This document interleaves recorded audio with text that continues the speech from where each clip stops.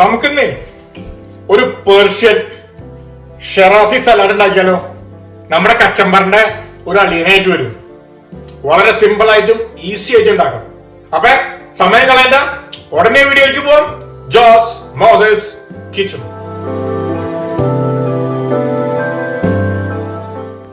ഈ Persian salad നമ്മൾ 4 പേർക്കാണ് ഉണ്ടാക്കണേ.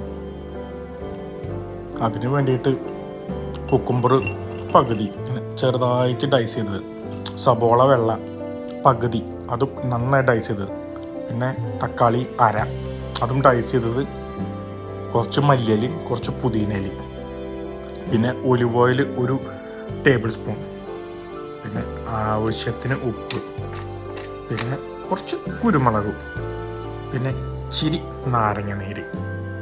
അത് കഴിഞ്ഞാൽ ഗ്രേപ്പ് സവർ വിനീഗർ, ഇത് കിട്ടി കഴിഞ്ഞാൽ സാധാരണ വിനീഗർ ആയാലും മതി.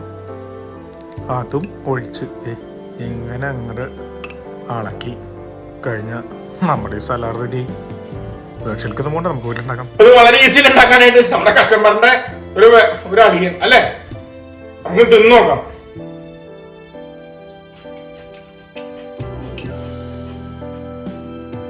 Simple, fresh, beautiful salad. ഇപ്പൊ നിങ്ങൾക്ക് ഈ വീഡിയോ ഇഷ്ടമായി വിചാരിക്കണേ. പുതിയ വീഡിയോ ഉടനെ വരാം. ജോസ് മോസസ് കിച്ചൺ.